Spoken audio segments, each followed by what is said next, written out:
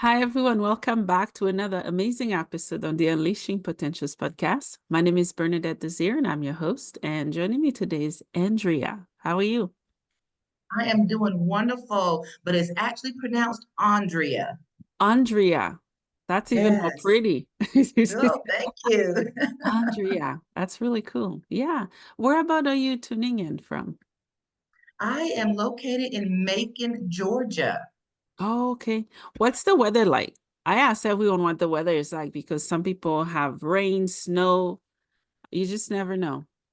That's correct. And sometimes one day we might have a jacket on, the next day we're fanning. Right now it's about 70 some degrees Oh, currently, okay. but it feels pretty good outside. It's not too bad, a little bit of humidity, but not too bad. Oh, okay, that's good. That's good. Yeah. Andrea, can you tell us who you are and what you do? Absolutely. So I am Andrea D. Jenkins. I am a author and author of a book entitled A Joint Effort: Life After Hip Implant Recall. I'm also a financial educator. I spend a lot of time working with individuals and corporations, helping them and guiding them through money milestones. But I especially have a passion for working with women, helping them to understand the importance of being involved in their financial future, and understanding that you're not alone. I Yeah. work with victims of domestic violence. I too was once a victim. And so just Mhm. understanding and knowing that you can turn your life around and rebuild, that is possible. Yeah, yeah, absolutely. Thank you for sharing. What was it like for you growing up? What was your childhood like? Oh my goodness, Bernadette, I had an amazing childhood. My dad was a military man, so we did travel a little bit. But we always did things together as a family, and I thoroughly enjoyed that. We cooked together, we played together. When I was in North Carolina, Mhm. as a child, every Sunday was cooking. My dad would cook on the grill. Yeah. And I mean, that was a treat. The whole street was my family, playing volleyball, or I mean, that was our street. Mhm. And then when we moved to Georgia, every Sunday, my dad's mother, she cooked. So Wow. it was always family. There was always so much love and support and Mhm. encouragement around my childhood. Oh, wow. That's awesome. How do you apply your childhood memories and lessons to what you do now? Oh, I think about the joy that I had as a child. I think about my experiences as a child. And as an adult, when I have certain challenges, I reflect back on the support that Mm, I had as a child. I yeah. reflect on the love that I had as a child. So, regardless of what challenges or situation or circumstances that I'm faced with today, Mhm. I know that I'm not alone and Yeah. that there is support as I go throughout my day-to-day journey. Yeah. Yeah. Thank you for sharing. Can you share with us your survival story as a domestic violence survivor? Oh my goodness, Bernadette, I'm feeling a little bit emotional right now, because it happened, it's real, and it's my life. Yeah. But my survival story is, and I smile a little bit because I did survive. There's so Yes. many that did Yeah. not, Yeah. but I didn't walk away instantly.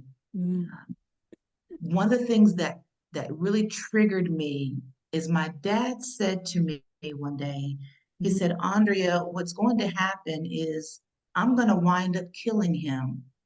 mm, You are going to be the one to enjoy the rest of the family, and I'm going to be behind bars, and I'm going to miss out. I don't want to see anyone harming my children. yeah. That really pierced me. I Mm, think about it, I thought about it, and I didn't walk away that day, but I had to build myself up to walking away. But I always held on to those words that he shared. mm. Yeah, yeah. It's tough, isn't it, to watch anybody hurt our family, let alone our kids. So Absolutely. yeah. Yeah, what And was the Go ahead, sorry. Oh, I'm sorry. So, and Bernadette, I never imagined myself growing up that I would be a victim of domestic violence. Mm, As a child, growing up, I mean, I was very active, very involved, mhm, um, and voiced my concerns and my opinions. mhm, No one could, get away with anything when it came to, me or any type of abuse. You mhm. couldn't tell me that I would be someone that would be abused, Yeah. but it crept up on me and it happened. So, and that was Mm, challenging, to go through during that yeah. time. Yeah. I went through a period of shame and Mhm, embarrassment because I questioned myself. How could someone as tough as me wind up mm, in an abusive situation? mm. But it happened. Yeah, yeah. That's the thing. Abuse doesn't always show itself in the beginning because there's so Absolutely. many form of abuse, financial abuse, so many different form of abuse. Sometimes people ignore those signs and they don't do anything Yes, about them. They think, oh, it's okay. They just brush it off. And it's like being in a denial state, but deep in right. the heart, we know this is not good, but we still stay in it. What are your thoughts? Absolutely. And I agree 100% because there was a denial period that I went through. I Mhm. wasn't being abused. That's what I kept telling myself because I fight back. I'm a tough woman. You hit me, I'm going to hit you back. And so I did not consider myself being in an abusive marriage at the Mm, time because yeah. it's okay, this is a challenge that we're having. Okay, you're getting rough, I'm getting rough back at you. Mhm. Um, and then it escalated. Yeah. My spouse tried to kill me twice. Oh, And so, but there were signs, and I think a lot of us miss those signs initially mm, in the beginning before the marriage even takes place. yeah. But there were certain signs as I looked back, just the way he interacted around my family, the way he didn't want me to be around other people, a lot of the jealousy that took place, always wanting to know where I am, where I'm Mm, going, at what specific time. You should be home by this specific time. It only takes this amount of time to get to point A to point B. What did you do in between? A mm, lot of those, in the beginning, it can come off as, oh, he just loves me. He's really concerned about my whereabouts yeah. because of the way the tone is. Mhm. It's coming across as I really care. But in all reality, it's control. So we Yeah. have to look at those signs and pay close attention to Mhm. those signs and make sure that we share those signs with our loved ones so Mhm. they too don't get caught up in that type of situation. Yeah, yeah, and often our loved ones, they know. I think people Yes, see and know more from the outside than inside. yes, yes.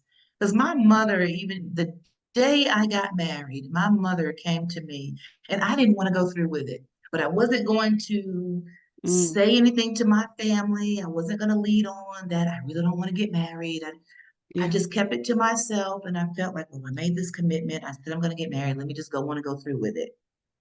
I yeah. had family that came into town. Everyone was there. Mhm. So let me go ahead and get married. And part of it was some out of spite. Yeah, yeah. Some were saying, oh, it's not going to work. You shouldn't be married to him. I Mm. wanted to prove them wrong. So Yeah. learning to let go and listen to Mhm. those that know you and that genuinely love and care you and Mhm. accepting Yeah, that love and that advice, that's very crucial. yeah, absolutely. Yeah. How did your family help you get out of that situation? By never turning their back on me, Hmm. that is one. Yeah. They never turned their back on me. My parents opened the doors for Mm, me to, come home, come to them, get away from, that situation. mhm, Although I left, I went back. I left, I went mhm. back. But as I mentioned before, my dad made the statement, what's going to happen is I'm going to end up killing him. You're going to be able to enjoy the family.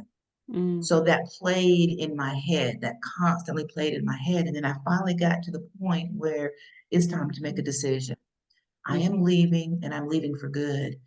But what happened was I ended up being in the hospital and I Oh. had to have surgery. I Mhm, was diagnosed with avascular necrosis in mhm, both my hips. And mhm. at that time, there was a procedure that was being done to slow the progression of the disease down, which eventually led up to the book Yeah. that I Yeah. wrote. Yeah. But during that time, I let the hospital staff know he is not allowed to come visit me. Mm, Please, mhm, mhm. there's no information can be released about me. He showed Yeah. up at the hospital, came into my hospital room, Mhm. and the thing he said to me was, "You have to pay for where you live." Now that really Oh, triggered wow. something in me. Here I am, Yeah. already dealing with anxiety, and Mhm. I'm dealing with abuse. I've got to have this surgery, and you're telling me I have to pay for where I live. Yeah. Once he left and I was discharged from the hospital, that's when my mind was made up. It wasn't when he attempted to kill me. It wasn't Mm, all the other instances that took place, but it mhm. was at that moment that I realized. And some of the things that led up to that was my doctor said to me, "Andrea, your recovery depends on your state of mind." Ooh. I was a wreck. Yeah. So dealing with abuse, I've got to go in the hospital. My family is worried about me. They Mhm, constantly kept talking to me. They constantly kept talking to me. mhm. My mother said to me, "I miss my daughter. Mm, I want my daughter back." yeah. I heard all of that. I may not have acted right away, but I heard it and I Mhm. didn't let go of it. And I Yeah. just put that in the back of my mind and I held on to it. That was my ammunition to when it was time for me to escape. I had the strength, I had the power, the motivation, the Mhm. encouragement behind me to make that move. Yeah. Yeah. Thank you for sharing. How did you escape? Because it's not always safe for people to escape. Did you have different plans set up? Did your family help you escape?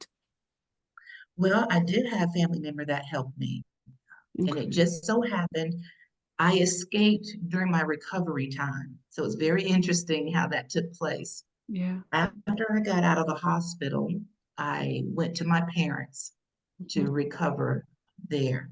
mhm. And I was on crutches at the time. Yeah. My next door neighbor kept in touch with me, Mhm. and she shared with me that the person I was married to was out of town. Mm, That was a ding, ding, ding for me. I was on my crutches. I gathered my sister, my family that would help me. I said, "Listen, I need to get in that house and get my stuff out." yeah. And that's exactly what we did. I rented a U-Haul. My Mhm, sister drove it because I couldn't drive. I was on crutches, still recovering mhm, from surgery. mhm, Um, mhm. I got a storage unit and ended up, he changed the locks on the door, but he didn't change the security. And the back window, Mhm. I knew had a little, I was able to, lift the window. So I broke in the house, Yeah. going through the back window, turned the security alarm off, and then unlocked the front door.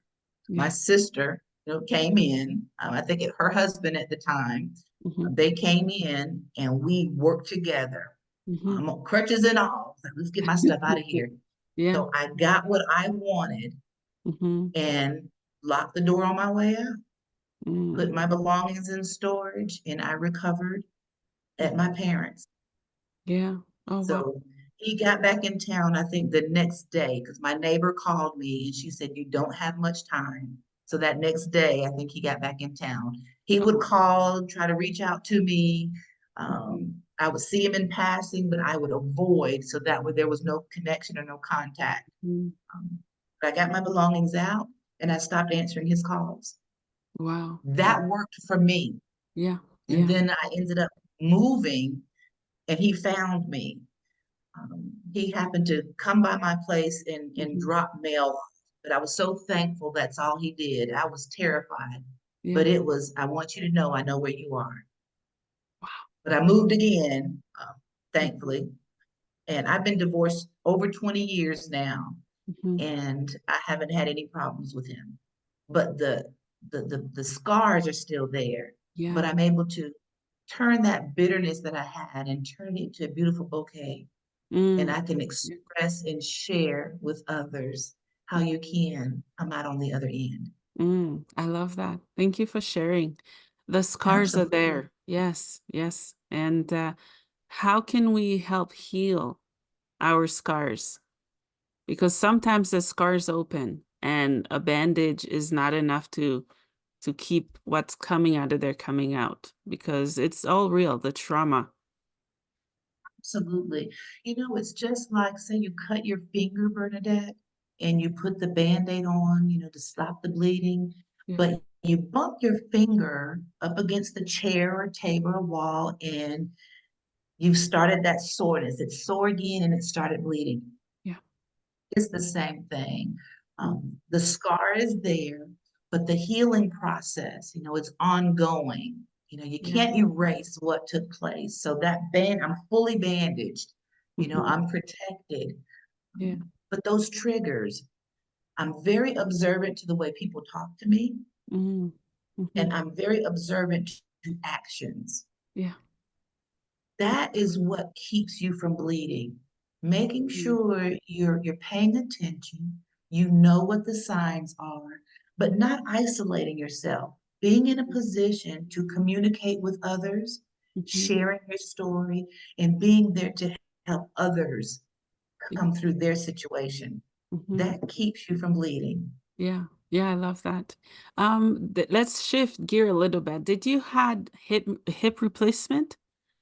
I did have hip replacements. Okay. I've had a total of 6 hip surgeries, 3 on each hip.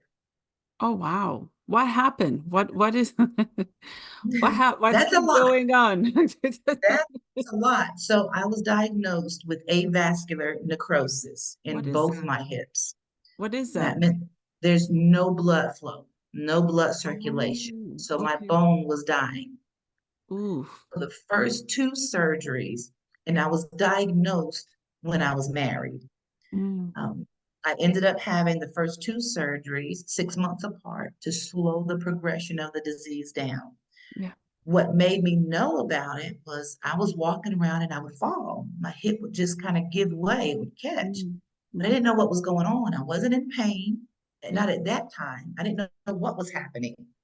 And Mhm, so I ended up going to the doctor, and that's when he diagnosed me. They did the x-rays and they saw it was both my hips, but I was only struggling with one hip that I was following, yeah. but it was both of them. Yeah. So I didn't want to do anything. My Mhm. doctor said, "You need to have surgery, Andrea." I'm busy. I don't have time for surgery. I've got too much going on. So what if I just do nothing? Then he let me see the severity of my situation and that Mm. doing nothing can be detrimental to me. Oh, wow. So we did the surgery, like I said, 6 months apart. Mhm, During that recovery period is when I made my escape mhm. from the marital situation. Yeah, yeah. Over time, what happened is I started having complications with walking. It was hurting. It was Mhm. literally bone on bone. Oof. And Yeah. I would drive, I would have to lift my leg up to get in the vehicle, and it was very traumatic for me. Mhm. Sometimes just to breathe was very painful. Yeah. So I went as long as I possibly could. I could not endure the pain any longer, and I ended up having to have total hip replacement Yeah. on both hips. Yeah. And I think it was about 6 months apart for each Mhm. hip. Yeah. The Yeah. pain was devastating. But Mm. I felt good after the surgery. Once I got through the recovery period, I was Mhm. doing good. There were some complications, Yeah. struggled with walking. It was rough. But Mhm. again, I didn't go through it alone. My family, I had so much support, around me. Yeah. A few years went by, then I started getting sick again. It's going downhill. Like, what in the world is going on? Mhm. Mhm. And things were just changing. And then I found out those implants that I had for both hips were recalled. Mhm. Mhm. And that's what was killing me. Oh, wow. So Wow. that metal on metal, that debris was flaking into my bloodstream, and Hmm. that created a lot of problems for me. Oh, wow. That's a lot. It's a lot. Wow. Wow. Yeah. I live with Yeah, chronic it's a lot. pain and it's So I ended quite, up having to go back. yeah. Yeah. Go Yes. ahead. And it Yeah. doesn't just affect the hips. I mean, your whole body, each joint, each limb is connected. So it affected my breathing. It affected my knees. It affected my back. Mm-hmm. It affected me emotionally, mentally, overall. I was affected by it. So this was a long period of trauma that I'm dealing with, not just from abuse. Now I'm shifted from abuse to now I am struggling with health issues Yeah. that has plummeted me into a depressed state, Mm-hmm. but Mm-hmm. still having to function and move forward. Yeah, yeah. Chronic pain, I always say pain changes people. I live Yeah, with it with my spine and it's awful. yeah, I have good days and bad days. I look so young to be having the health stuff that I'm having. It's yes, really, really traumatizing, not only on the body, but the psyche, right? It yes, changes your thoughts, your mindset, how you perceive the world, and everything changes. absolutely, absolutely. I started in my 20s when I was diagnosed. I'm in my 50s now, and I still have, issues. So I have to balance Mm, and I have to be realistic. Now, am I always balanced? No, I'm not. mm. Sometimes I do more than I need to, Yeah. but then I pay for it the next day or the next few days. I may Yeah. not be able to get out of bed. It depends on what I have going on, Mhm. but I know when I have to stop. And Yeah. sometimes I have those days where I have to completely stop, meaning I Mhm. have to just stay in bed all day. And Mhm. I am aware that that happens Yeah. and it's okay. I don't judge myself by my disability. I judge myself by my abilities. So I Mm. know what I can do. And once I get to a point where I know this is too much, or I start leading up to it, then I know it's time to taper back a bit. Yeah. Yeah. But I still have things that I want to do. And I Mhm. don't allow my disabilities to stop me from doing some of the things that I want to do. Oof. It Preach. limits, but I don't allow it to stop me Mhm. because Mhm. I'm an individual who has passion, who has, you know, Yeah. desire, who has, Mhm. excitement. So Mhm. I'm not going to just close that off, Yeah. Yeah. but I have to function with limitations, but I do function. Yeah, yeah, me too. I can so relate because I'm doing the podcast. Some days I'm smiling, recording. I'm still in pain, but it's something I Yeah, really enjoy. So I do it. I just you do put it. that smile on. Yeah. Yeah. When I was in the wheelchair, people would tell me, Andrea, you don't look sick. But I would put my makeup on and I spray my Yeah. perfume and I put Yeah. on my smile. Yeah. But just because I'm sick or I'm experiencing pain, I don't have to advertise it. Mm. I don't have to tell you I am in chronic pain at the moment. Yeah. I Yeah. can just still move forward. And that helps sometimes if I'm not constantly dwelling and talking about the pain that I'm experiencing. That Mhm. helps me to function even more because I am able to communicate with others. Yeah. Yeah. I always tell people I don't look like where I came from. Yes, Absolutely absolutely. don't. Yeah. Yeah. Yeah. Let's talk about your book. What is it called? Yes, let's talk Yeah. about my book, Tell, Bernadette. tell us more. Um, so my book is entitled A Joint Effort: Life After Hip Implant Recall. Mm, So as we were leading up to this, I was sharing with you, even from my childhood on, I mm, didn't do anything on my own. There was so much love and support around me. It yeah. was truly a joint effort.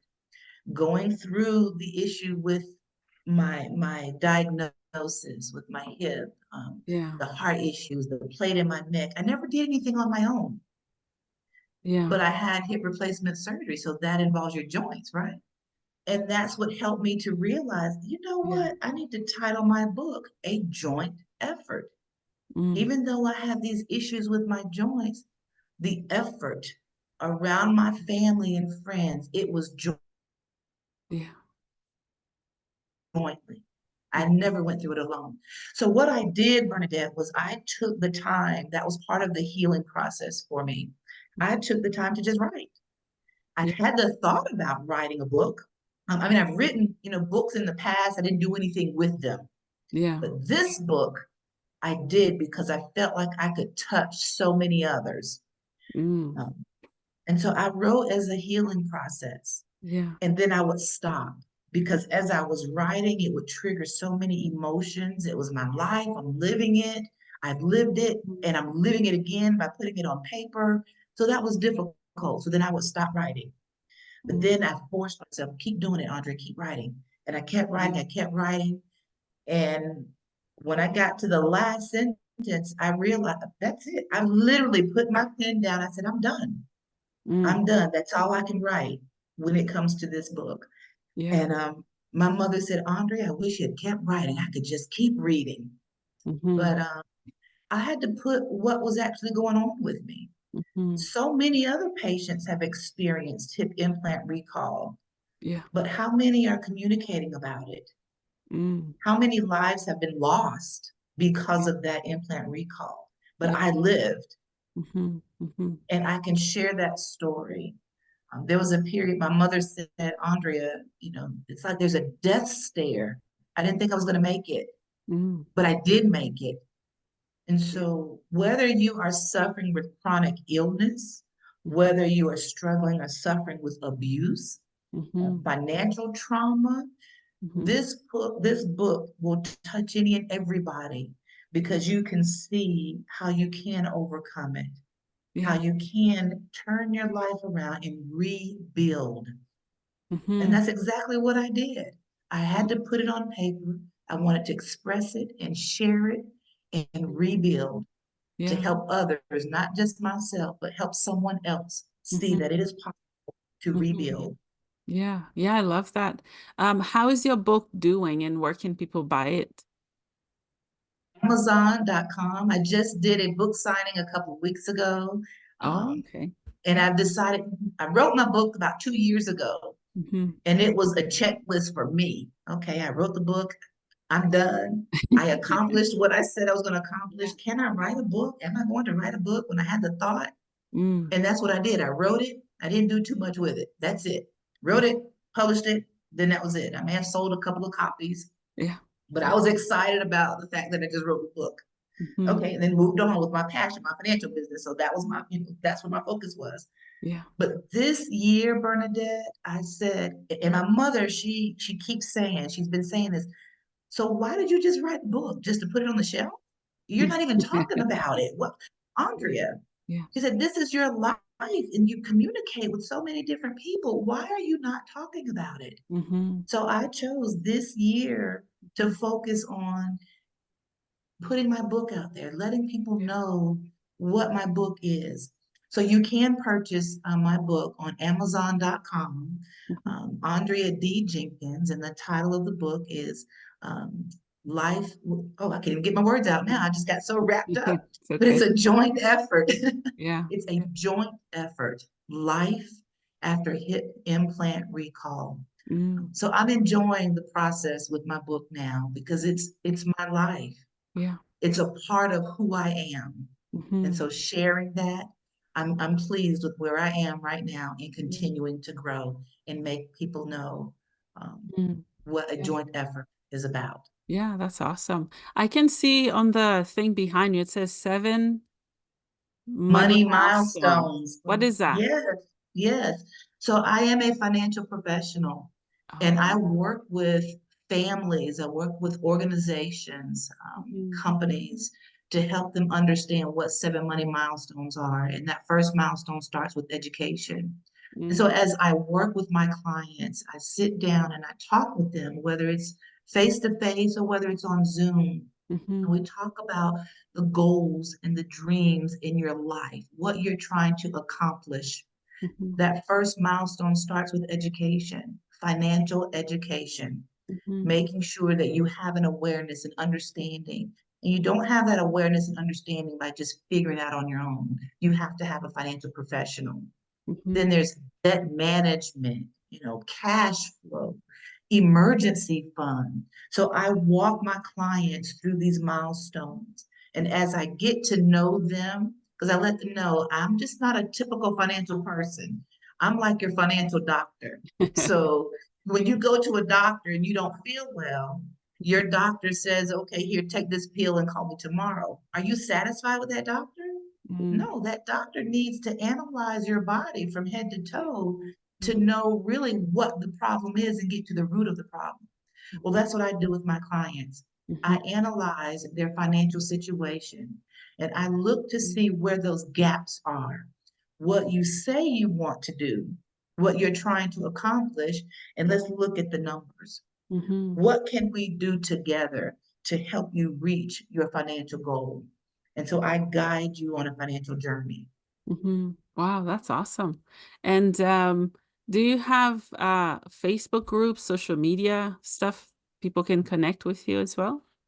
Absolutely. So I am on Facebook as Andrea D. Jenkins. Mhm, My website is howmoneyworks.com/ Andrea Jenkins. mhm, And there's a wealth of information on the How Money Works site that people can look at and gain some education. I have um, I can't even think of the word now. Um, oh my It's goodness, okay. Bernadette, I drew a blank for a minute. I do so much. But Oh, anyway, wow. articles, I publish articles. There's articles that I share Yeah. regularly. And you can see those articles Mhm, on my website as well. I mhm, am also on Instagram, Andrea underscore Jenkins 94. So mhm. I welcome Yeah. the followers. I welcome the conversation because this is my passion. Yeah. Yeah, I love that. I have two questions for you as we wrap up. Okay. Is there anything that you wanted to share that we didn't cover yet? Well, I would love to share the importance of remembering you're not alone. Never assume that you are alone because there are many, many support networks out there. There Yeah. are so many women across the board, and I'm Mhm. talking about financial abuse, domestic violence, or rebuilding your life, starting a business. Yeah. Never feel like you're alone because Mhm. there's always someone that may be worse than you are. And I'll share this with you.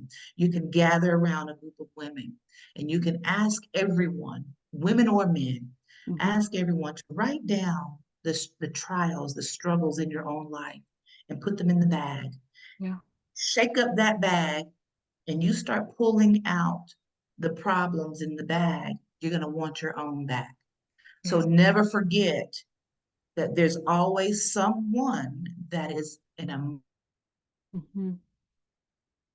much worse, devastating situation than you're in. So you can rebuild. And number two, giving up is not an option. I was never taught how to lose. So giving up is never an option. Yeah. Fight for what you believe in and don't let go. Yeah. Ooh, I love that. My last question for you, Andrea, is what is the meaning of life for you? The meaning of life for me is peace of mind, Mm, internal peace, yeah. moving forward with genuine love and transparency. Because Mhm, when you put up a wall and mhm, you're pretentious or you're being pretending or pretending about who you are, mhm. that's not going to go well with you. Yeah. You can connect and relate to individuals when you're real and you're transparent. Because guess what? Life is real. And in life, there are tragedies. We all experience ups and downs. Mhm. It's not always up. I don't care what you say. Yeah. There's always ups and downs. Yeah. So life is a journey and be transparent, be honest, and always remain humble and be Mhm, that source of support for someone else who may need it that's not mhm, ready to stand on their own 2 feet. mhm. Ooh, I love that. Well, Andrea, thank you so much for your time. Thank you for all you do. Keep Thank you for inspiring. having me. You're welcome. You're welcome. Keep up the amazing work that you're doing.